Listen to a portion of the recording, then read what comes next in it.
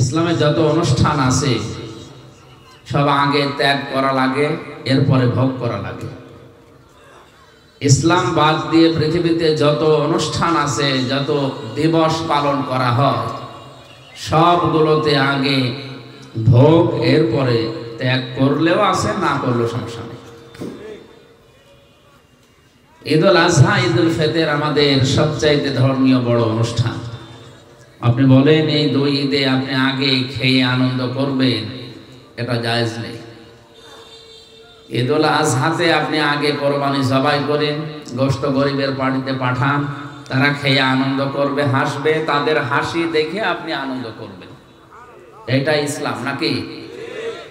যদিও নিজের কোরবানি জবাই করে নিজের পরিবারস্থ লোক যদি বেশি থাকে, সব একা খাওয়াও জায়েজ আছে, অসুবিধা নেই, তারপরে ওটা সুন্নাত নিয়ম। কোরআনে সূরা হজের ভেতরে 3 ভাগ করার কথা আছে। ঈদুল ফিতরেও ঠিক এইভাবে আপনি একটা মাস রোজা রাখার পরে আনন্দ করবেন না, আগে সাদকা করেন, আগে ফিতর দেন। গরিব মানুষ সেমাই চিনি কিনবে, ওরা খাবে, হাসবে, ওদের হাসি দেখে আনন্দ দেখে এরপরে আপনি আনন্দ করবেন। তাহলে মুসলমানদের যে অনুষ্ঠানগুলো, এগুলোতে আগে ত্যাগ, তারপরে ভোগ। কথা বলেন, এই দুইটা বাদ দিয়ে পৃথিবীর যত অনুষ্ঠান আপনি তাকান, আগে খাবো, আগে নেব, পয়লা বৈশাখে আগে এটা নেব, জুতা নেব, টি শার্ট নেব, এই 3 পিস নেব, এই জিনিস নেব, আগে নেব, এরপরে পান্তা ইলিশ খাবো। তার মানে আগে খাবো, এরপরে কাউকে দিলে দিলাম, না দিলে অসুবিধা নেই, দিবস পালনে বেঁধে থাকবে না। পয়লা জানুয়ারি যেটা পালন করা হয় ঠিক ওইটা ওই রকম, আগে খাবো এরপরে দেব। অনেকে 1 বছর টাকা গুছিয়ে রাখে 14ই ফেব্রুয়ারি বিশ্ব ভালোবাসা দিবস পালন করার জন্য। এইটাও আগে খাবো, এরপরে বান্ধবীকে দেব, তার না দিলে অসুবিধা নেই। দুনিয়ায় আমরা যত অনুষ্ঠান দেখছি ইসলাম বাদ দিয়ে, সব আগে ভোগ, এরপরে ত্যাগ। আর ইসলামের অনুষ্ঠানে আগে ত্যাগ করা লাগবে, এরপরে ভোগ করা লাগবে। নবীজি মদিনাতে হিজরত করার পরে ওখানে 2টা অনুষ্ঠান দেখতে পেলেন, নওরোজ আর মেহেরজান। সাহাবায়ে কেরাম প্রশ্ন করেন, ইয়া রাসূলুল্লাহ, হে আমাদের ইসলামকে এমন পানসা মাটির মতো, যে কোনো আনন্দ উল্লাস নেই, কোনো হাসি তামাশায়ের ভেতরে নেই। বিশ্বনবী মুহাম্মদ রাসূলুল্লাহকে আল্লাহ ওই দিন, মহান আল্লাহ নিজে 2টা দিন উপহার দিয়েছিলেন আনন্দ করার জন্যে। তার ভেতরে ঈদুল আজহা একটা, ঈদুল ফিতর একটা। আনন্দের ধরনগুলো আল্লাহ আগেই জানিয়েছেন, আনন্দ করবেন আমাকে সেজদা দিয়ে। তারপরে এই জন্য ঈদুল ফিতর, ঈদুল আজহাতেও যদি কেউ আনন্দ করে, সকাল বেলায় আগে আল্লাহকে সেজদা দিয়ে 2 রাকাত নামাজ আদায় করে তারপরে। মুসলমানদের আনন্দ হবে নামাজ নিয়ে, কে নিয়ে? আজ আমাদের যে সমস্ত অনুষ্ঠান দিবস আমরা পালন করছি, আমাদের নামাজ নেই, সেজদা নেই। বিশ্বনবী জানিয়েছেন, কোন মানুষ যদি সেজদা দিয়ে অনুষ্ঠান আরম্ভ করে, মাথা নিচু করে, মাথা ঝুঁকিয়ে আল্লাহর দরবারে নিজেকে ছোট করে, পুরা অনুষ্ঠানটাই ইবাদত হিসাবে গণ্য হয়ে যায়। কোন নিয়ামত পাওয়ার পরে মানুষকে আল্লাহ শিখিয়েছেন তারা আগে সেজদা দিয়ে ছোট হয়ে, নম্র হয়ে, এরপরে শুকরিয়া আদায় করবে। ওয়ালাকাদ আতাইনা লুকমানাল হিকমাতা আনিশকুর লিল্লাহ ওয়া মান ইয়াশকুর ফাইন্নামা ইয়াশকুরু লিনাফসি ওয়া মান কাফারা ফাইন্নাল্লাহা হুয়াল গনিয়্যুল হামিদ। সূরা লোকমানের 12 নম্বর আয়াতে আল্লাহ পাক বলেন, আমি লোকমানকে জ্ঞান দিয়েছিলাম, হিকমত শিক্ষা দিয়েছিলাম। আমার জ্ঞান হিকমত পাওয়ার পরে লোকমান আমি আল্লাহর শুকরিয়া আদায় করেছে। তাহলে জ্ঞান যারা পাবে, নিয়ামত যারা পাবে, তাদের উচিত আল্লাহর শুকরিয়া আদায় করা। আর আমরা নিয়ামত পাওয়ার পরে, জ্ঞান পাওয়ার পরে আল্লাহর শুকরিয়া তো দূরের কথা, আর আল্লাহর বিরুদ্ধে উচ্চারণ করি। কথা বলেন ঠিক কিনা? মানুষের প্রতি আল্লাহ আশ্চর্য হয়ে কোরআনে ঘোষণা দিয়েছেন। আমার কাছে যতগুলো আয়াত আশ্চর্য মনে হয়েছে বেশি, তার ভেতরে এইটা একটা। কাইফা তাকফুরুনা বিল্লাহি ওয়া কুনতুম আমওয়াতান ফাআহইয়াকুম সুম্মা ইউমীতুকুম সুম্মা ইউহয়ীকুম সুম্মা ইলাইনা তুরজাউন। সূরা বাকারার ভেতরে আছে, আল্লাহ পাক বলেন মানুষ কেমন করে আমি আল্লাহর সাথে কুফরি করে, নাফরমানি করে, আমারে মানতে চায় না। বালাগাত মানতে কি আছে? কাইফা শব্দটা ব্যবহার করা হয় এমন সেন্টেন্সের আগে যে কথা বলতে গেলে তার নিজেরও বিশ্বাস হয় না। যারা তাফসীর জানে, তাফসীর পড়ে, আলেমরা যারা আছে, কাইফা শব্দটা আল্লাহ পাক আয়াতের শুরুতে ব্যবহার করেছেন এই জন্যে পরবর্তী যে তিনটা কথা বলতে চান এটা আল্লাহরও মনে হয় যে বিশ্বাস হচ্ছে না, যে না মানুষ আমার নাফরমানি করে, কি করে আমার সাথে কুফরি করে, আমার সাথে নাশুকরিয়া করে, আমারে মানতে চায় না, আমার বিধান কেমন করে মানুষ এটা করে। হাল আতা আলাল ইনসানি হিনুম মিনাদ দাহরি লাম ইয়াকুন শাইআম মাযকুরা। মানুষের জীবনে কি এমন কোন সময় যায়নি যখন উল্লেখ করার মতো কিছুই ছিল না? একটা উল্লেখিত জীবনের জিনিস থেকে তাকে আমি উল্লেখ করার মতো একটা জায়গায় পৌঁছালাম। ফালিয়ানজুরিল ইনসানু মিম্মা খলিকা মিম্মা দাফিক ইয়াখরুজু মিন বাইনিস সুলবি ওয়াত তারাইব। আল্লাহ পাক বলেন মানুষকে নজর করে দেখে না কি জিনিস দিয়ে আমি তাকে বানালাম। বাবার স্ফলিঙ্গ দিয়ে দ্রুত গতিতে বের হয়ে যাওয়া এক ফোঁটা নাপাক পানি দিয়ে আমি আল্লাহ তাকে বানিয়েছি। তাফসিরে মুফাসসির লিখেছেন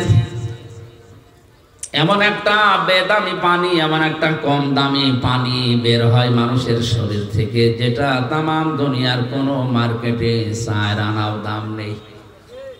আছে কেউ ফিরে দিলেও নেয় না। এমন একটা নাপাক পানি মায়ের রেহেমের ভেতরে যাবার সময় বাবার স্ফলিঙ্গ থেকে দ্রুত গতিতে বের হওয়ার সঙ্গে সঙ্গে 40,000 মানুষ তৈরি হতে পারে এরকম রূহ এই নাপাক পানির ভেতরে থাকে। বিজ্ঞান প্রমাণ করছে এখান থেকে মায়ের জরায়ুতে ধাক্কা দিয়ে একেবারে ডিম্বাণু পর্যন্ত যেতে অনেকেই দেওয়ালের সাথে ধাক্কা খেয়ে পড়ে যায়, অনেকে পায়ের সাথে পা লেগে মনে করেন পড়ে যায়। শেষ পর্যন্ত কারো 1টা 2টা 5টা 7টা 13টা পর্যন্ত বাচ্চা টিকে থাকে। ক্যালিফোর্নিয়ায় এক মহিলা 13টা সন্তান জন্ম দিয়েছে। এটাই মনে হয় সর্বোচ্চ, এর উপর আর নেই। তা আমার জিহাদ ছিল, আমার পরিশ্রম ছিল, আমার প্রতিযোগিতা ছিল সে একেবারে জন্মের শুরু থেকে। আমি আরম্ভ করলাম ওই জায়গা থেকে। মহান আল্লাহ আমাকে 40 দিনের ভেতরে একটা জমাট রক্তে পরিণত করলেন এই বীর্যটাকে। ثم خلقنا النطفة علقة فخلقنا العلقة مضغة فخلقنا المضغة عظاما فكسونا العظام لحما ثم أنشأناه خلقا آخر فتبارك الله أحسن الخالقين। আমি হাদিসটা বারবার বলেছি আলোচনাতে, আজকেও বলছি, কোরআনের কোন আয়াত বোঝার জন্য যদি কেউ মন মানসিকতা নিবিষ্ট করে, ও যদি নাও বোঝে, শুধু চেষ্টা চালায় যে কি বলতে চায় আল্লাহ, তাও 500 রাকাত নফল নামাজের সওয়াব হবে।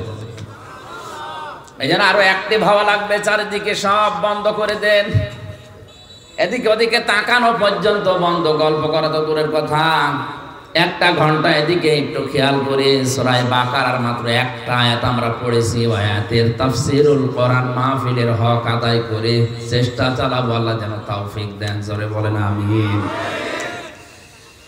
40 দিন 40 দিন 40 দিন এভাবে করে করে 6 মাস পর্যন্ত মানুষকে তৈরি আমার আল্লাহ করেন। এই জন্য 6 মাসের আগে কোনো বাচ্চা যদি দুনিয়ায় আসে, ওটা তার আপন বাবার না, ওটা অন্য বাবার। কথা বোঝেন আমার? 6 মাসের আগে কোনো সন্তান জন্ম নেবে না, 10 মাস 10 দিনের পরে আর যায় না, এই সময়ের ভেতরে তাকে দুনিয়ায় আসা লাগবে।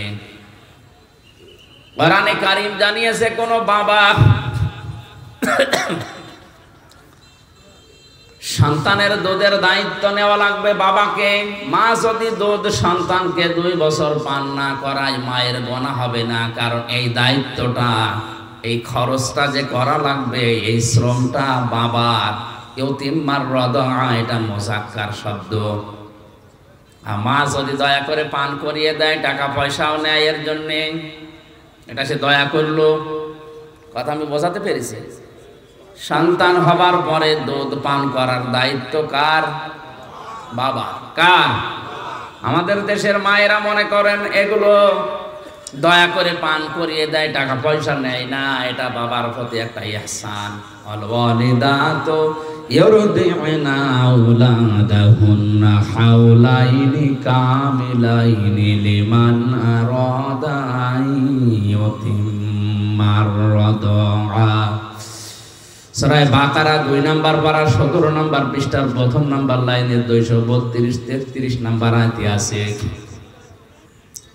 আল্লাহ পাক বলেন, আমি আদেশ করেছি এই পৃথিবীর যারা দায়িত্বে আছে, বিশেষ করে বাবা, তারা যেন তাদের সন্তানদেরকে 2 মাস পর্যন্ত দুধ পান করায়। তার মাকে দিয়ে হোক, ধাত্রী মাকে দিয়ে হোক, যাকে দিয়ে করাক। মায়েরা যারা এসেছেন, আমি সহ যত মানুষ এখানে আমাদের স্ত্রীরা আছে, সন্তানদেরকে 2 বছর পর্যন্ত দুধ পান করিয়ে দিচ্ছে, এটা আমাদের প্রতি একটা ইহসান। যদি আমরা এখানে কেউ স্ত্রীকে 2 বছর দুধ পান করানোর জন্য 50,000 টাকা দেইনি, দিয়েছে? একটা শিশু জন্মের পর থেকে প্রতিদিন 8-9 বার করে দুধ পান করে মায়ের। বিজ্ঞান প্রমাণ করছে প্রতিবার যদি 1 পোয়া করে হয়, তাহলে 8 থেকে 9 বারে প্রায় 2 কেজি করে একদিন 2 পান মানুষ করে। এইটার ভেতরে আল্লাহ সব দিয়েছেন।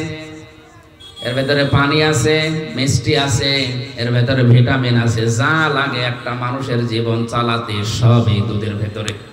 এজন্য বাইরের কোনো খাবার একাধারে 6 মাস যদি কোনো মানুষ নাও খায়, কোনো অসুবিধা নেই। এমনও আছে দুনিয়ায় একটা মাত্র খাবার আছে যার নাম দুধ। এটা খেলে ভাতে খাবারের চাহিদাও পূরণ হয়, পানির চাহিদাও পূরণ হয়। এই জন্য সন্তান যদি জন্মের পরে মায়ের স্তনের দুধ বেশি করে পান করতে পারে, তাহলে সে সুস্থ থাকে, হৃষ্টপুষ্ট হয়, এমনকি তার রোগ শোক কম হয়। এমন এখন আমাদের রোগ সারে না, শরীর চলে না, কারণ মায়েরা এখন অধিকাংশ সন্তানদেরকে আর দুধ দিতে চায় না, ফিডার খাওয়ায়। আর ডানো আনো, আমাদেরকে পাগল পেয়েছে, আমাদের বলে ডানো, আর আমরা নিয়ে আসি। ডানোর ভেতরে যে সমস্ত জিনিসগুলো দিয়েছে তার অন্যতম এটা পশুর একটা কিছু মিশিয়ে দেয়। পশুর যে দুধ আছে, পশুর ওই দুধগুলো ডানোর ভেতরে মিশ্রিত আছে। আমার কথা নয়, পত্রিকা থেকে বলছি। এই কারণে আমরা অধিকাংশ মানুষ দেখি ডানো খেয়ে খেয়ে যারা বড় হয়, চরিত্রগুলো পরবর্তীতে পশুর মতো হয়ে যায়। এটা বন্ধ করা দরকার। মায়েরা আপনারা একটা অনুগ্রহ স্বামীদের উপরে করছেন, এটা করেন। সন্তানকে দুধ পান করানো, এটা যদিও বাবার খরচে, আপনারও দায়িত্ব আছে। কারণ বাবাকে আল্লাহ এই মেশিন দেয়নি, এই মেশিন দিয়েছে কাকে? মাকে। আমি একটা কথা বোঝানোর জন্য আয়াতটা পড়েছিলাম। 2 বছরে কত মাস হয়? 24। বলেন বলেন। এবার সূরা আহকাফ 15 নম্বর আয়াতে আছে ওয়াল ওয়ালিদাতু ওয়াসাইনাল ইনসানা বিওয়ালিদাইহি ইহসানা হামালাতুহু উম্মুহু কুরহা ওয়া ওয়াদাআতুহু কুরহা ওয়া হামলুহু ওয়া ফিসালুহু 30 শাহরা। আমি দুনিয়ার যত মানুষ আছে এখানে শুধু মুসলমান না, পৃথিবীর 750 কোটি এখন মানুষ, সবাইকে আল্লাহ নির্দেশ দিচ্ছে তোমরা তোমাদের মা বাবার সাথে ভালো আচরণ করো। এটা ফরজ, নামাজ এবং রোজার মতো। মা বাবার সাথে ভালো আচরণ করা নফল না ফরজ? কেমন ফরজ? নামাজ পড়লা যেমন ফরজ, মায়ের সাথে বাবার সাথে হাসি মুখে কথা বলা ফরজ। কথা বলেন। কোরআনে কারিমে আল্লাহ পাক জানিয়েছেন ইম্মা ইয়াবলুগান্না ইনদাকাল কিবারা আহাদুহুমা আও কিলাহুমা ফালা তাকুল লাহুমা উফফিন ওয়ালা তানহারহুমা ওয়া কুল লাহুমা কাওলান কারীমা। তোমাদের মা বাবা একজন অথবা 2 জন যদি বার্ধক্য অবস্থায় পৌঁছে যায়, মাথায় ঝাঁকি দিয়ে বেয়াদবিমূলক কোনো কথা তাদের সামনে বলবা না। তুমি যদি আল্লাহ এবং কিয়ামতে বিশ্বাস করে থাকো, যদি নামাজ পড়ো আল্লাহর জন্য, মায়ের সাথে বাবার সাথে ভালো আচরণ করা লাগবে ওই আল্লাহর জন্য। নামাজ পড়ে রোজা রাখে কিন্তু মা বাবার সাথে আচরণ খারাপ, এ লোকটা জান্নাতে যেতে পারবে না। আরাফ নামক একটা দেওয়াল আছে, ওই দেওয়ালের উপরে বসে থাকবে। নবীজি হাদিসটা যখন বলছিলেন কিয়ামতে আরাফ নামক একটা প্রাচীর থাকবে, ওর উপরে কিছু মানুষকে আল্লাহ দাঁড় করাবে। ওরা জান্নাতেও যাবে না, জাহান্নামেও পড়বে না। সাহাবীরা বলেন হুজুর এরা জাহান্নামেও যাচ্ছে না, জান্নাতেও যাচ্ছে না, কাজ কি? আল্লাহর নবী বলেন এরা নামাজ রোজা হজ যাকাত সব করেছে, এমনকি ইসলাম প্রতিষ্ঠার জন্য আন্দোলনও করেছে। এই জন্য আল্লাহ তাদেরকে জাহান্নামে দিচ্ছে না, জান্নাতে দেয় না একটাই মাত্র কারণ এরা মা বাবার সাথে আচরণ ভালো করতো না। চট্টগ্রামবাসী নামাজ পড়েছে, রোজা রেখেছে, নফল দান সাদকা, এমনকি ইসলামী আন্দোলন করেছে, জিহাদ পর্যন্ত করেছে। এই লোকটাকে আল্লাহ জাহান্নামে দিচ্ছে না এই একটাই কারণ, হাল আদুল্লুকুম আলা তিজারাতিন তুনজিকুম মিন আযাবিন আলীম।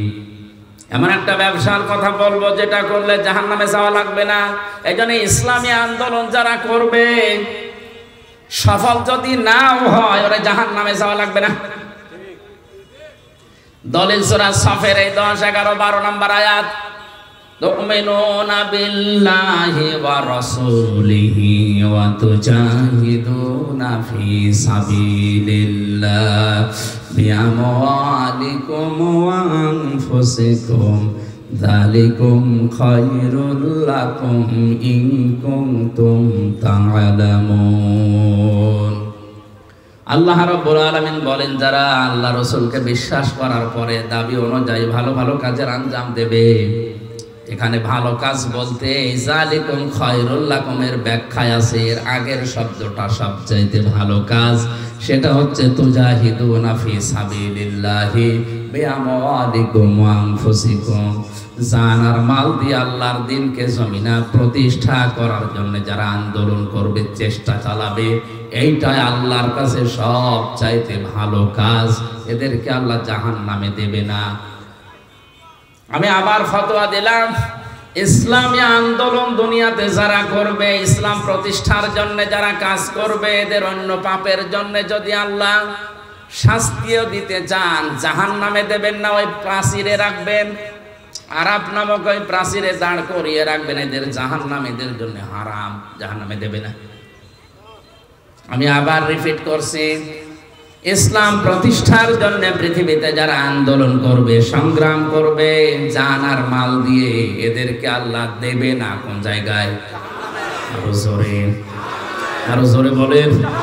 সুতরাং আর যাই করি এই পথ ইসলামী আন্দোলনের যেটা এটা ছাড়া যাবে না। কারা রাজি আছেন দেখি লিল্লাহি তাকবীর।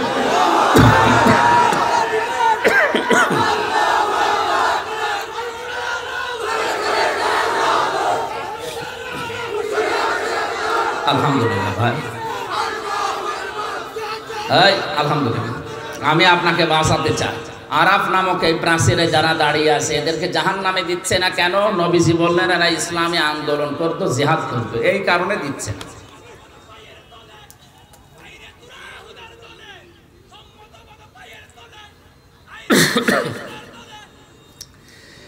দ্বিতীয় নম্বরে এদেরকে জান্নাতে দিচ্ছে না আল্লাহ কেন?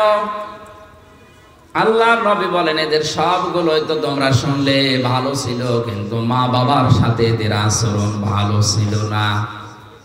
চট্টগ্রামবাসী কথাটা কত কঠিন। জাহান্নামে দিচ্ছে না ইসলামী আন্দোলন করার কারণে, আর জান্নাতে দিচ্ছে না মা বাবার সাথে আচরণ খারাপ করার কারণে। হাদিসের শেষে কিন্তু আর নবী বলেননি এদেরকে আল্লাহ জাহান্নামে দেবে না, জান্নাতে দেওয়ার বলেননি, ওই পর্যন্ত শেষ। এবার বলেন তো এইরকম আচরণ করে যদি কপাল নিয়ে কেউ যায়, আর যদি আরাফ নামক ওই প্রাচীরে আবাদান আবাদান থাকা লাগে, ওর চাইতে জান্নাতেও যেতে পারছে না, জাহান্নামেও যাবে না, কপাল পোড়া আর কেউ আছে? জানি এই দুইটা জায়গা খুব সেনসিটিভ, খুব খেয়াল রাখা লাগবে এই দুইটা জায়গায়। জায়েজ কোনো কাজে যেন মা বাবা নারাজ হয়ে না যায়। মায়ের কথা মতো বউ তালাক দেওয়া জায়েজ আছে না নেই? এই আন্দাজে ফতোয়া দে, জায়েজ নেই। বাবার কথা মতো জায়েজ আছে। হ্যাঁ, বাসখালীবাসী মায়ের কথা মতো বউ তালাক দেওয়া জায়েজ নেই, যদিও তাদের সম্পর্কটা খারাপ। নবীজি কেন এটা বলেছেন? কারণ আল্লাহর নবীকে আল্লাহ জানিয়েছেন দুনিয়াতে যত ফেরেশতা মার্কা মানুষ হোক, বউ শাশুড়ির সম্পর্ক একেবারে মা মেয়ের মতো 100 ভাগ হয় না। শাশুড়ি সবসময় চিন্তা করে লোকের মেয়ে, বউমাও চিন্তা করে আপন মা না। এক গাছের ছাল অন্য গাছে ছড়া দিলে যেমন লাগতে চায় না, 100 ভাগ ওরকম মেলে না। এই জন্য অধিকাংশ পরিবারে সন্তান বিয়ে করার পর থেকেই বইয়ের গোতাগতিতে আলাদা হয়ে যায়। আমার আল্লাহর দিকে আমি তাকিয়ে বলছি, আমার মনে হয় যে সমস্ত বউর কারণে মাগুলো বাবাগুলো আলাদা করে দিচ্ছি, এই বউর কাছে যদি তার আপন মার বাবা 2 দিন 5 দিন না 10 বছরও থাকে, কোনোদিন স্বামীকে বলবে না যে আলাদা করে দাও, বলবে? আল্লাহ আমাদের মনের খবর আগে থেকে জানে, আমাদের আচরণ এই জন্যই জানিয়েছেন নবীজির মাধ্যমে যে মায়ের কথা মতো অন্তত বউকে তালাক দিতে পারবা না। হ্যাঁ, বাবার কথা মতো পারবা যদি বাবা দেখে যে বউমার চরিত্র উলট পালট, ইসলামের নিয়ম কানুন মেনে চলে না, ক্ষতি হয়ে যাচ্ছে ইসলামের, তখন যদি সন্তানকে বলে যে বাদ দেওয়া লাগবে, বাবার কথা মতো আল্লাহর বিধানের দিকে তাকিয়ে হলেও বাদ দেওয়া যায় যাচ্ছে। তাহলে এখান থেকে মাসলা বের হলো দুইটা, মায়ের কথা মতো যত খারাপই হোক বউ তালাক দেওয়া, বাবার কথা মতো জায়েজ আছে। হযরত ওমরের সন্তানকে হযরত ওমরের কথা মতো আব্দুল্লাহ তালাক দিয়েছিল। হযরত ইব্রাহিম আলাইহিস সালামের ইঙ্গিতে ইসমাঈল নবী আলাইহিস সালাম তার স্ত্রীকে তালাক দিয়েছিল। কথা বলেন না কেন? আমি কথা বলছিলাম মা বাবার সাথে আচরণ খারাপ করা ভালো করার বিষয়ে বলতে বলতে আল্লাহ শেষ পর্যন্ত এমনও জানালেন, কথা যদি বলতে চাও উঁচু গলায় মাথা উঁচু করে কর্কশ ভাষায় তো বলবাই না, কথা বলতে চাইলে মাথা নিচু করে প্রেসিডেন্টের সামনে প্রধানমন্ত্রীর সামনে দাঁড়িয়ে যেভাবে নরম সুরে বলো, ঠিক ওই কায়দায় বলো। আল্লাহ তা কায়দা শিখিয়েছেন। দেখেন তো পরের আয়াতে, أخفض لهما جناح الذل من الرحمة وقل رب ارحمهما كما ربياني صغيرا। জবান খুলে এই ময়দানে আল্লাহর শেখানো দোয়াটা একবার পড়েন, রব্বি রব্বিরহামহুমা কামা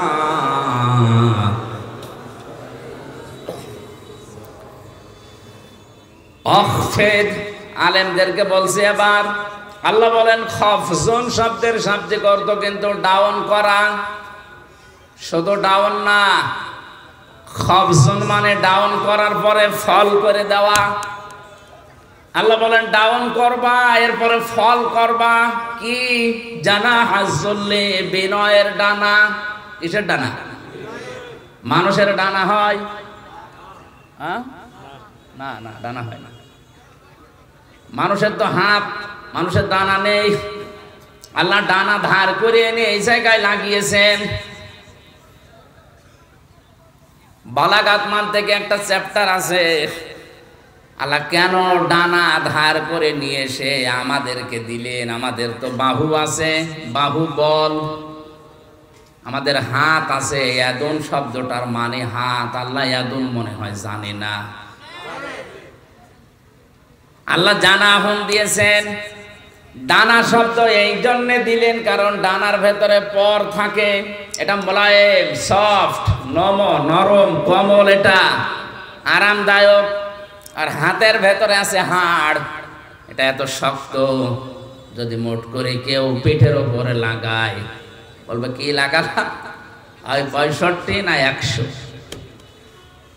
এর ভেতরে যেহেতু নরম কিছু নেই, আপনার আচরণ যেন সফট হয়, কোমল হয়। আল্লাহ এটা বোঝাতে পাখির ডানা ধার করে আমাদেরকে শুধু দেননি, আল্লাহ বলেন খফজন করবে তোর এই ডানা। একেবারে ডাউন করার পরে শুধু ছাট করে রাখবে না, হেলিকপ্টারের ডানার মতো, এরোপ্লেনের ডানার মতো এরকম সোজা করে রাখলে হবে না। জানা হাজ্জুল্লি মিনার রহমা। আল্লাহ হেলিকপ্টার এরোপ্লেনের কাছ থেকে ডানা নিয়েছেন পাখির কাছ থেকে। ওদের কাছ থেকে নিলে আল্লাহ সমস্যা কি ছিল? সমস্যা ছিল এরোপ্লেনের ডানা ডাউন হয়, ফল হয় না, ফল হলে উড়বে না। আর পাখির ডানা ডাউন করার পরে ফল করলে উড়ে যেতে পারে। আর এর ডানার ভেতরে এমন নরম নরম পর আছে, পাখা আছে, এত সফট, এটা কমল, এটা এত আরামদায়ক। সিল যখন সোমারে মা পাখিটা আস্তে করে নিজের ডানাটা বিছিয়ে দিয়ে ফল করে দেয়, বাচ্চারা ওর নিচে একটা কিচির মিচির আওয়াজ করে, এটা অনির্বচন সুখ অনুভব করে। আল্লাহ দুনিয়ার মানুষকে উদাহরণটা দিয়ে বোঝাতে চেয়েছেন, পৃথিবীর মানুষেরা তোমার মা বাবা শেষ বয়সে এসে যখন তোমার আন্ডারে আসবে, তোমার এই ডানার নিচে থাকার পরে যেন মনে করে যে আমার হামজা থাকতে আমার আর অসুবিধা নেই। এরকম মনে করতে পারছে? বলেন না, এরকম মনে করতে পারছে না। সেই পরিবেশ নেই। আজ কাজের কারণে আমি যতগুলো কারণ পেয়েছি তার অন্যতম কারণ হচ্ছে অধিকাংশ বাড়িতে তার বউ না, এই এলাকায় এখন এসব নেই। আর এই বউকে বারবার কান পড়া দেয় এর বর মা আর ওর বড় বোন আর ওর আশপাশের ভাবি যারা আছে তারা বলে, আর কতদিন থাকবা, আলাদা হও, আরামে খেতে পারবা। এরকম কার কার বউকে দেয় একটু হাত তোলেন তো। ও, এই হাদিস মনে হয় এই এলাকায় বলা ঠিক হইল না, এটা আমাদের কুষ্টিয়ায় আছে।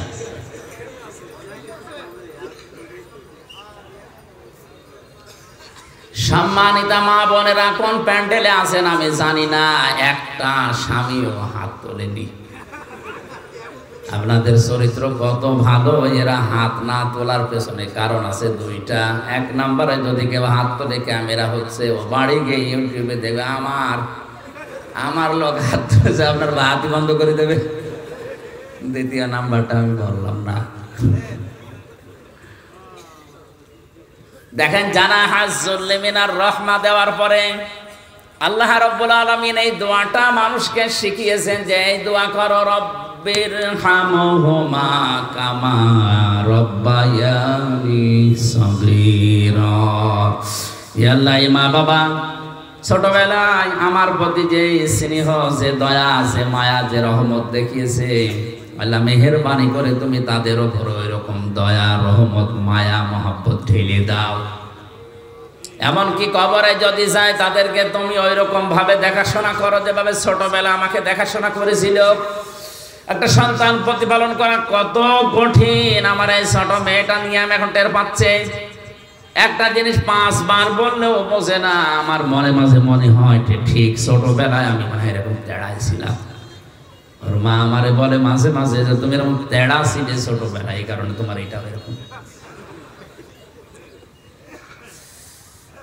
আমার ভাইরা, আমার কথা বোঝানোর বিষয় ছিল মা বাবার প্রতি ভালো ব্যবহার করা, ইহসান করার কথা আল্লাহ বলার পরেই জানিয়েছেন কেন করবা জানো? কারণ তোমার এই মা তোমাকে পেটে বহন করেছে কষ্টের পরে কষ্ট সহ্য করে, এবং দুধ পান করিয়েছে 30 মাস।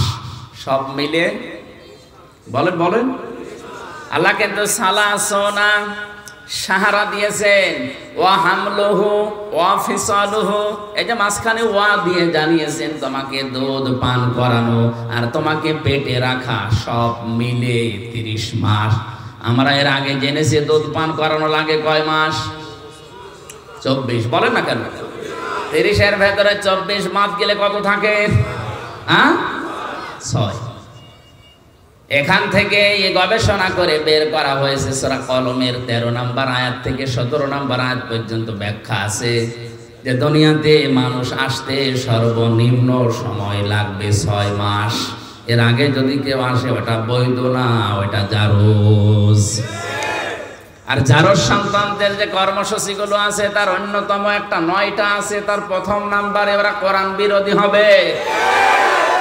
আজ দুনিয়াতে তাকান, ইসলাম বিরোধী কোরআন বিরোধী যারা, কোরআন যারা পড়িয়াছে ফ্রান্সে, তামাম দুনিয়ার জরিপ 228টা রাষ্ট্রের জরিপ বের হয় জানুয়ারি মাসে। আপনি জরিপ পড়ে দেখবেন তামাম দুনিয়ায় সবচাইতে বেশি জারজ সন্তান তৈরি হয় ফ্রান্সে। ওরা কোরআনকে গালি দেয়, রসুলকে গালি দেয়, কোরআন পড়িয়ে ফেলে, পা দিয়ে লাথি মারে, এমনি না, কারণ ওগুলোর জন্মে ভেজাল আছে। কারণ জারজ সন্তানদের প্রথম কর্মসূচি ওরা কোরআন বিরোধী, ওরা রাসূল বিরোধী। এটা প্রমাণ করেছেন নবীজি নিজের জীবনে একজনের মাধ্যমে। ওয়ালিদ ইবনে মুগিরা নামে এই লোকটা রসুলের দাওয়াতে, রসুলের কোরআন তেলাওয়াতে, কোরআন যেখানে বোঝাতো এই লোকটা যে বাধা দিত, আল্লাহর নবী একবার রাগ করে শেষ পর্যন্ত বলেই ফেলেছিলেন যে তুমি জারজ সন্তান। মানুষকে জন্ম নিয়ে কথা বললে এমনিতে রাগ হয়ে যায়। বাড়িতে গিয়ে ডাক দিয়ে বলে, মা মোহাম্মদ আমারে গালি দিয়েছে, সত্যি করে বলো আমার বাবাকে। মা বলছে তোর বাবা? তোর বাবা না, ও বাবা আমি মানি না, আমার আসল বাবাকে। জোড়াজুড়ি করার শেষ পর্যায়ে মা ডাক দিয়ে বলে, বাবা এ কথা তোরে কে বারবার জিজ্ঞাসা করতে বলে? বলে মোহাম্মদ আমারে গালি দিয়েছেন, আমি কি জারজ সন্তান? মা মাথা নিচু করে বলে, বাবা ওই ছেলে যা বলে ঠিকই হয়, তুই কেন তার পেছনে লাগলে? কোরআনে কারীম মানুষকে শোনাচ্ছিল, দাওয়াত দিচ্ছিল কোরআন দিয়ে, আমি বাধা দিয়েছিলাম, আমার এই কথা বলে গালি দিয়েছে। মা বলছে, বাবা তোর জন্ম হয়েছে বাড়ির রাখাল দিয়ে। এখান থেকে 13টা আয়াতে আমি পড়েছি ব্যাখ্যায়, বিশ্বনবী জানিয়েছেন দুনিয়ায় জারজদের কর্মসূচি 9টা, তার প্রথম নাম্বারে তারা কোরআন বিরোধী। এটা রেকর্ড হয়ে কালকে তামাম দুনিয়ায় ছড়াবে। সারা দুনিয়ার মানুষকে বলছি কোরআন বিরোধী যারা, আপনি দেখলেই বুঝবেন ওটা জন্ম ঠিক নেই। এবার আয়াত পড়ছি, উতুল্লিম বা'দা যালিকা জানিম।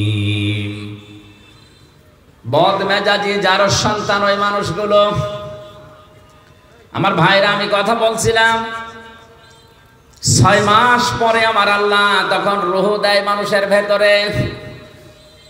রূহ মানে আল্লাহর একটা হুকুম। ইয়াসআলুনাকা আনির রূহ কুলির রূহু মিন আমরি রাব্বি। হে নবী, ওরা যদি জিজ্ঞাসা করে রূহটা আবার কি, 6 মাস পরে যেটা মানুষকে দেওয়া হয়, আপনি বলবেন এটা আল্লাহর হুকুম। এটা কি? এই হুকুমটা আপনার ভেতরে আছে, এজন্য নড়াচড়া করেন। হুকুমটা বের হয়ে গেলে আপনার নামের আগে একটা টাইটেল যোগ হবে, মরহুম হামজা। এই কথা বলেন। তাহলে যেটা আছে এটা আমার ভেতরে কার হুকুম? এই হুকুম কার? বিজ্ঞান প্রমাণ করে সারা শরীরের ভেতরে অনেক কিছু পর্যন্ত তারা ধরতে পেরেছে, কিন্তু এর রুহটা কি কোথায় থাকে আজ পর্যন্ত বের করতে পারেনি। কারণ এই হুকুমটা কার? আল্লাহ পাক বলেন, আমি যখন হুকুম করব বের হয়ে আয়, তামাম দুনিয়া মিলেও আটকে রাখতে পারবে না। আর আমি এটা করার জন্য 14 জন ফেরেশতা নিয়োগ করব, তাও না। ইন্নামা আমরুহু ইযা আরাদা শাইআন আইয়াকুলা লাহু কুন ফায়াকুন। আমি যখন কোনো কাজের ইচ্ছা করি, ইরাদা করি, তখন বলি কোন হও, সঙ্গে সঙ্গে কাজটা হয়ে যায়। মানুষের ভেতরে আল্লাহ রূহ দেওয়ার পরে খাবারের উদ্রেক তখন দেখা দেয়।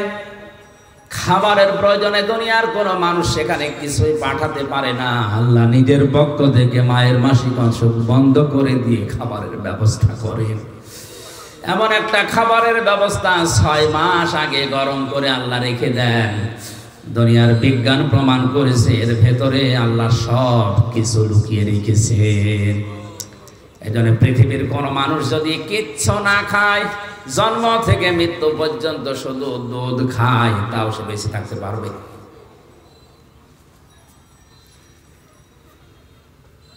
আল্লাহ রাব্বুল আলামিন মানুষকে মায়ের পেট থেকে এবার বের করবেন, খাবারের ব্যবস্থা করে দিলেন, তাও নাভির সাথে নাভি দিয়ে, মুখ দিয়ে নাপাক রক্ত দেননি। তাফসিরে মুফাসসির লিখেছেন নাপাক রক্তটা না মুখ দিয়ে না দিয়ে নাভির সাথে দিয়েছেন। এই জন্যে দুনিয়ার মানুষকে আল্লাহ জানাতে চায়, বান্দা নাপাক জিনিসদের মুখ দিয়ে দিলাম না, দুনিয়ায় যে এই মুখটা দিয়ে আমি আল্লাহর কোরআন পড়বি, আমি আল্লাহর নামের জিকির করবি। অথচ মানুষ এত নেমো খারাম, এত হারামি, এত খারাপ, দুনিয়ায় আসে আল্লাহর ওই বানানো সুন্দর পবিত্র মুখটা দিয়ে হারামি জিনিস এই মুখ দিয়ে প্রবেশ করাচ্ছে।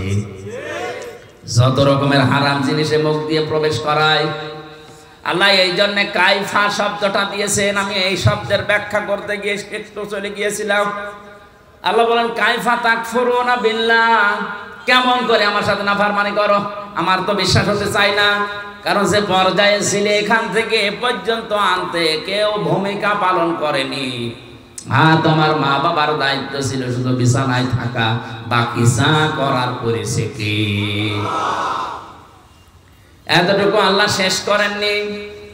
আল্লাহ রাব্বুল আলামিন বলেন মানুষদেরকে আমি মায়ের পেট থেকে এবার আস্তে করে বের করে আনার জন্য ফেরেশতাদেরকে যারা নিয়োজিত আছে সিদ্ধান্ত দেই যে যাও, ওয়াল্লাযী আল্লাহু আখরাজাকুম মিন বুতুনি উম্মাহাতিকুম লা তা'লামুনা শাইআ।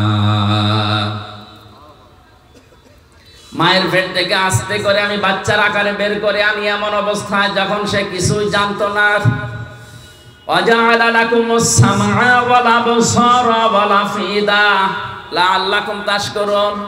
শ্রবণ শক্তি, দর্শন শক্তি, বাক শক্তি, আকেল শক্তি, ঘ্রাণ শক্তি, এই 5টা আমি আল্লাহ রব নামের কারণে মানুষকে দান করি। আল্লাহ কি করেন বলেন? বলেন আল্লাহ আপনাকে দয়া করে দান করেছেন। এটা যদি আল্লাহ আমাদেরকে দান না করতো তাহলে আমি কানা হয়ে আসতাম। বলেন না কেন? আমি যদি শ্রবণ শক্তি না পেতাম তাহলে কালা হয়ে আসতাম। যদি দর্শন শক্তি না পেতাম তাহলে মানুষ আমারে কানা, অন্ধ বলে ডাকতো। যদি আমি আকের শক্তি না পেতাম দুনিয়ায় আল্লাহ পাঠাতেন ঠিক, কিন্তু পাগল হয়ে আসতাম। ইখরুজু মিন বাইনিস সুলবি ওয়াত তারাইব এই শব্দের ব্যাখ্যায় ডক্টর মরিস বোকাইলি আমি অনেকগুলো তাফসিরে পেয়েছি, কিন্তু এই জায়গায় যে উনি বিজ্ঞান, সায়েন্স এবং বাইবেল নিয়ে একটা বই লিখেছিলেন, ওখানে আয়াতের ব্যাখ্যা করতে গিয়ে সুন্দর একটা তথ্য দিয়েছেন। লিখেছেন মায়ের নাপাক পানির ভেতরে বাবার নাপাক পানি প্রবেশ করে আমার আল্লাহ 4-8টা জিনিস বানান। চুল, রগ, হাড় আর পর্দা রক্ত, গোশত, চর্বি আর চামড়া। মায়ের ওই নাপাক জিনিস, বাবার ওই নাপাক জিনিস দিয়ে 4-8টা জিনিস হয়। বিজ্ঞান এখন জানিয়েছে মানুষ তৈরি করার জন্য কমপক্ষে 13টা উপাদান লাগবে। কয়টা? মার বাবা দিয়েছিল 8টা, ওইটাও আল্লাহ বানিয়েছে। আর আল্লাহ নিজের পক্ষ থেকে মানুষের ভেতরে আরো 5টা জিনিস স্পেশাল ভাবে দেয়। এটা কিছুক্ষণ আগে যেটা সূরা নাহলের 78 নম্বর আয়াতের শেষের দিকের অংশ দিয়ে বললাম, ওয়াজআলা লাকুমুস সামআ ওয়াল আবসারা ওয়াল আফইদা। এখানে 3টা আছে, আর সূরা নূরের ভেতরে আছে 2টা। এই 8, 5, 13টা জিনিস যখন এক হয়ে যায়, ফেরেশতারা জিজ্ঞাসা করে রব্বুল আলামিন, এটাকে কি আমরা এখন ছেলে বানাবো না মেয়ে বানাবো? সিদ্ধান্ত দেওয়ার মালিক কে? যারা মেয়ে হলে বা ছেলে হলে রাগারাগি করে স্ত্রীর সাথে, রাগারাগি স্ত্রীর সাথে না, যেন করছে প্রকারান্তি আল্লাহর সাথে। কারণ এর দায়িত্ব তো আপনার মা বাবার না, স্ত্রীরও না, স্বামীরও না, এর দায়িত্ব কার? ফেরেশতারা কমপ্লিট করে জিজ্ঞাসা করে, আল্লাহ যদি বলেন ছেলে বানাও, দুনিয়ার তামাম একদিক হয়ে গেল, এই সিদ্ধান্ত নড়াতে পারবে না।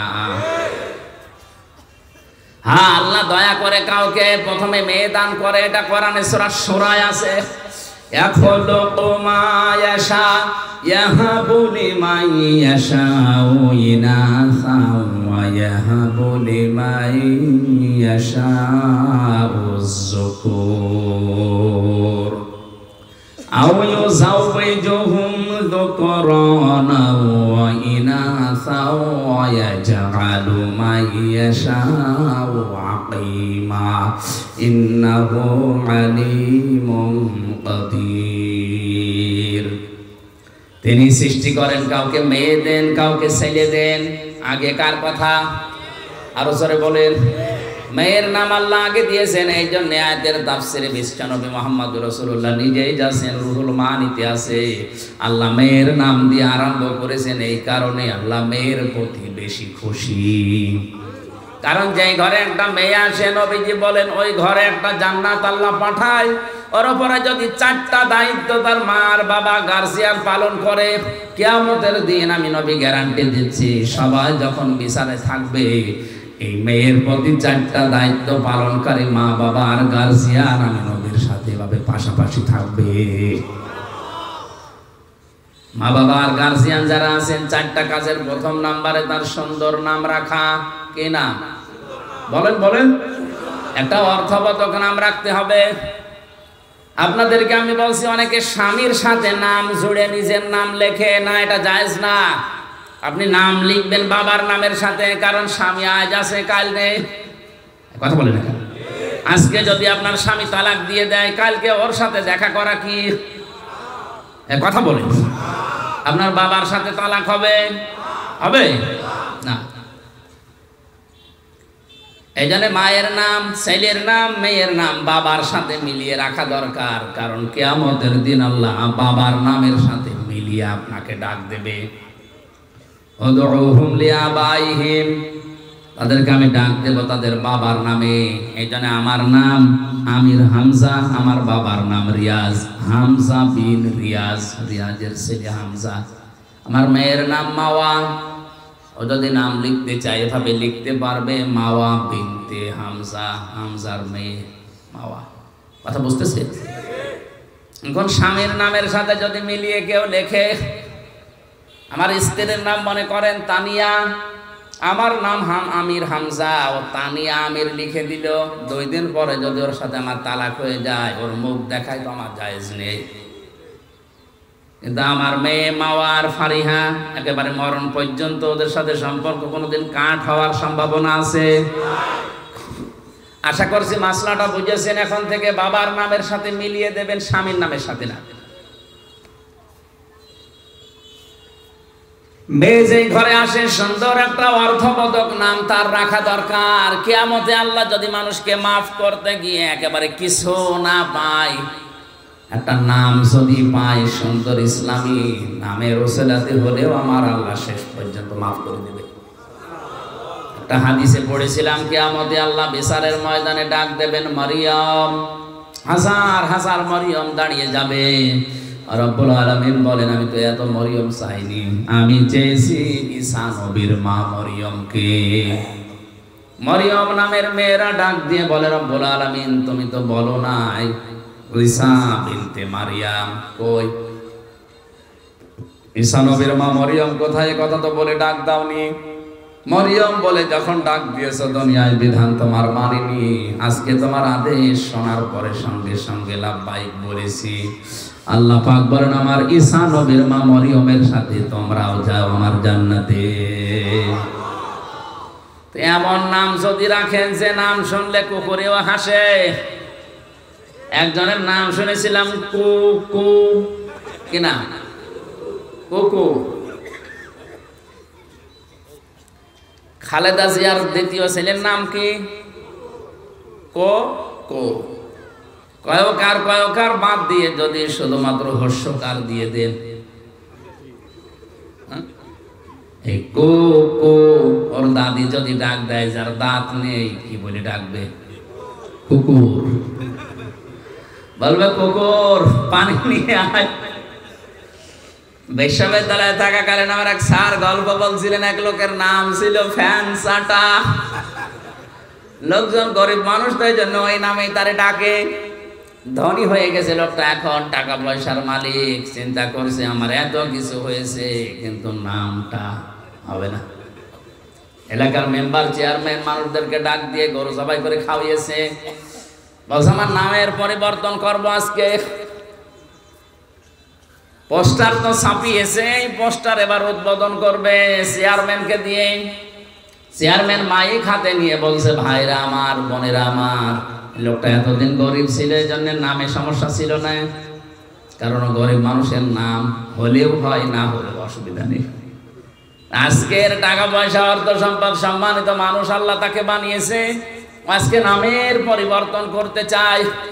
আপনাদের সবাইকে খাওয়াইয়েছে, আমিও খেলাম, আজকে থেকে ওর নাম আমি পাল্টিয়ে দিলাম।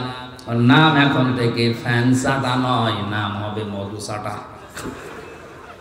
লোকটা মাইক হাতে নিয়ে বলছে, ভাইরা আমার গরু ছাগলও গেল, এলাকার মানুষ আমার বাড়িতে দাওয়াতও খেলো, আমার নামেরও পরিবর্তন হইলো, কিন্তু নাম থেকে ওই চাটাটা আর গেল না। আগে ছিলাম ফ্যান চাটা, এখন কি চাটা। এই জন্য আপনারা যারা গার্জিয়ান আছেন, মা বাবা বড় ভাই, তারা সন্তানের নামটা রাখবেন এমন ভাবে, অন্তত নামের প্রভাব যেন তার কর্মজীবনে পাওয়া যায়। আসাদ, আসাদ মানে কি? সিংহ। আসাদ মানে এরকম নাম যদি অর্থবোধক রাখেন, আসাদুজ্জামান, জামানার সিংহ, বড় হয়ে যেন ইসলামের সিংহ হতে পারে। আসাদুল ইসলাম, শান্তির সিংহ, শক্তিশালী মজবুত। এরকম ইসলামের জন্য আমাদের সিংহ মার্কা পুরুষ দরকার আছে না নেই? নাম রেখে দিয়েছে বল্টু। এজন্য অর্থবোধক একটা নাম রাখা। 2 নম্বরে শুধু নাম রাখা না, তার পেছনে খরচ করা। একটা সন্তান প্রতিপালন করতে গিয়ে যদি কেউ খরচ করে, সেই মেয়ের পেছনে কিয়ামতের দিন ওই টাকা পয়সার হিসাব আল্লাহ নেবেন না। আপনার মেয়ের জন্য যদি একটা জামা কিনে দেন, স্যান্ডেল কিনে দেন, খেলনা কিনে দেন, মেয়ের লেখাপড়ার পেছনে, তার দিন এলেন শেখার পেছনে যত খরচ হবে, ওই টাকাগুলোর হিসাব দেওয়া লাগবে না। অনেককে এখন খরচ করতে চায় না, জায়গা মতো অকাজে খরচ করে। 3 নম্বরে মেয়েটাকে শুধুমাত্র শিক্ষা দেওয়া, মানে টাকা পয়সা খরচ করে তার পেছনে বড় করা না, তার পেছনে দ্বীনের শিক্ষা দেওয়ার জন্য ব্যয় করার সামর্থ্য অনুযায়ী। বাংলাদেশ সহ আমাদের মুসলিম দেশগুলোতে এখন বিশেষ করে এই লাইনে যেগুলো আছে, এই লাইনের গুলো আমরা ইসলামী শিক্ষা পুরুষদের তুলনায় মেয়েদেরকে অনেক পিছিয়ে দিয়েছি। পুরুষের মাদ্রাসা বা ইসলামী লাইনের যে সমস্ত শিক্ষা প্রতিষ্ঠান অনেক বেশি হয়ে গেছে, মেয়েদের গুলো একেবারেই কম। অথচ একটা মানুষকে মানুষ বানাতে হলে সবচেয়ে বেশি ভূমিকা পালন করেছিনি তিনি মা। এখানে যারা এসেছেন আজকে থেকে সিদ্ধান্ত নেবেন, আপনার মেয়েকে আপনি ডাক্তার বানাবেন, ইঞ্জিনিয়ার বানাবেন, বিশ্ববিদ্যালয়ের শিক্ষক বানাবেন, কোনো অসুবিধা নেই, কিন্তু পাশাপাশি প্রথমেই তাকে আগে ইসলাম মানতে গিয়ে যা লাগে ওই শিক্ষাটা দিয়ে নেবেন। আর এই শিক্ষাটা যেখানে পাওয়া যায় এরকম জায়গায় আপনি যাবেন, এটা তো পাওয়া যাবে কারিতাসের যে স্কুলগুলো আছে এখানে, আশা, ব্যারাকে, এক কথা বলেন না, সন্তানকে প্রথমেই দেওয়া লাগবে ইসলাম মানতে গিয়ে যে নিয়ম নীতিগুলো আছে এগুলো যেখানে শেখায় তার নাম মাদ্রাসা। বলেন, এরা যদি 1 থেকে অন্তত 5 পর্যন্ত এই নিয়ম নীতিটা জানতে পারে, ইসলামের মৌলিকটা, 6, 7 যেটা এখন দেখতে পাচ্ছে ওটা ওরা জানলেও বিশ্বাস করবে না। 7 বইতে ইসলাম শিক্ষা দিয়েছে দুর্গাদের এভাবে সাজিয়ে পূজা করা হচ্ছে, এটা ইসলাম নয়। এরা 5 পর্যন্ত যদি ভেদটা শক্ত করতে পারে, 6, 7 যে দরকার চ্যাপ্টার বাদ দেবে, তারপরও আল্লাহ বাদের দেবতাকে বিশ্বাস করবে না। মাথায় মগজ থাকলে আপনি বুঝেছেন। 4 নাম্বারে একে এমন জায়গায় বিয়ে দেওয়া লাগবে পাত্র যেন সৎ হয়। আমরা অনেকে আছি এখন সন্তানকে বিয়ে দেওয়ার জন্য মা বাবার তুলনায় দেখা যাচ্ছে জিজ্ঞাসা করে ঘটক সাহেবকে যে আমার এই ছেলের যে জামাই বানাবো এর উপরে কামাই আছে, তো একটা হারাম জায়গা দেখে যদি স্বতঃস্ফূর্ত ভাবে জেনে বুঝে কোনো সন্তানকে আপনি হাতে তুলে দিন, আল্লাহর কসম ওই মেয়েটা কোনোদিন শান্তিতে থাকবে না। গভীর রজনীতে আপনার জামাই আসবে ডাল খেয়ে, লাল পানি খেয়ে, ওই সংসারে শান্তি থাকবে? একটা ভ্যান চালকের সাথে বিয়ে দেন, তার চরিত্র যদি ভালো থাকে, 5 ওয়াক্ত নামাজ অন্তত পড়ে, কষ্ট হয় তার শরীরকে চালাতে, সংসার চালাতে, কিন্তু রাত 12টার সময় লাল পানি খেয়ে মদ খেয়ে ঘরে আসবে না। বহু ধনী ধনী মানুষের সাথে আমি মিশে দেখেছি, ওপরে ফিটফাট, ভেতরে সদরঘাট, শান্তি নেই। বাড়ি যায় রাত 1টার সময়, নিজের বউ বাদ দিয়ে অন্যের স্ত্রীর সাথে ফুর্তি করে বাড়ি গেছে, যে দেখে নিজের যুবতী মেয়ে পেট নিয়ে বসে আছে। কি গো, কার? আল্লাহ দিয়েছে। এজন্য শিক্ষা ব্যবস্থায় আমাদেরকে এমন ভাবে তৈরি করে দেওয়ার দরকার, প্রাথমিকটা যেন বড় হয়ে অন্তত উল্টা পাল্টা লাইনে যেতে না পারে। আমার ম্যাডাম তো ইসলামী বিশ্ববিদ্যালয় থেকে অনার্স মাস্টার্স করা, অথচ ওর সাথে অন্যান্য সাবজেক্টের অনেকেই বিয়ের আগেই বাচ্চা জন্ম দিয়েছে। জোরে বলেন নাউজুবিল্লাহ। এ দোষ শুধুমাত্র ওদের না, সন্তানকে যদি এভাবে ছোটবেলা থেকে অন্তত ইসলামের মৌলিকটা শিখিয়ে দিতে পারতেন, বিশ্ববিদ্যালয় না অক্সফোর্ডে যাওয়ার পরে ওর শরীরকে হেফাজত করত। কিন্তু দিনটা এমন খারাপ আসতেছে সামনে, এমন পর্যায়ে আমরা পৌঁছিয়ে যাচ্ছি, এভাবে যদি ইসলামী শিক্ষা নিয়ে ষড়যন্ত্র হতেই থাকে আর শিক্ষা ব্যবস্থা যদি এভাবে চলতে চলতে আমাদের আয়ত্তের বাইরে চলে যায়, কিছুদিন পরে আপনার যুবক ছেলে মদ খাই আপনার বাড়িতে আসবে, কিছু বলতে পারবেন না। আপনার বিশ্ববিদ্যালয়ের পড়ুয়া মেয়ে পেট নিয়ে আসবে, আপনি কিছু বলতে পারবেন না। ইসলামী শিক্ষা দেওয়ার পাশাপাশি সন্তানদেরকে সৎ পাত্রে পাত্রস্থ করার তৌফিক আল্লাহ আমাদের দান করেন। এই 4টা কাজ যদি আমাদের গার্জিয়ানরা করি, অন্য কোনো আমল যদি আমাদের কম থাকে, একেবারে নাও থাকে, তাও অসুবিধা নেই, ফরজটা ঠিক রাখবেন। এর পাশাপাশি যে দায়িত্বগুলো নবীজি দিয়েছেন সন্তানের প্রতি, এগুলো থাকলে কিয়ামতের ময়দানে মহান আল্লাহ আমাদেরকে নবীজির সাথে পাশাপাশি জান্নাতে রাখবেন। জোরে বলেন আমিন। আমি কায়ফা শব্দের ব্যাখ্যা করতে গিয়ে এই সিটিবিটি কথা বলেছিলাম, মানুষের এই যে জন্ম থেকে শুরু করে পর্যন্ত আল্লাহ এগুলো আশ্চর্য হয়ে যায় যে নাফরমানি করে কি করি। এরপরে তোমাদেরকে আমি জীবন দিয়েছি, এরপরে মরণ দেব, আমার কাছে আবার ফিরে আসা লাগবে। আমাদের আনন্দের বিষয় আজকে থেকে আমরা নির্ধারিত করে নেব বা নিলাম, এখন থেকে মরণ পর্যন্ত আনন্দ হবে শুধুমাত্র কোরআনের সাথে সম্পর্ক আছে যেটা, ওইটা নিয়ে। আজকের সম্পর্ক কিসের সাথে? আমির হামজার সাথে। আল্লাহ আমাদেরকে কোরআন নিয়ে আনন্দ করার তৌফিক দিন।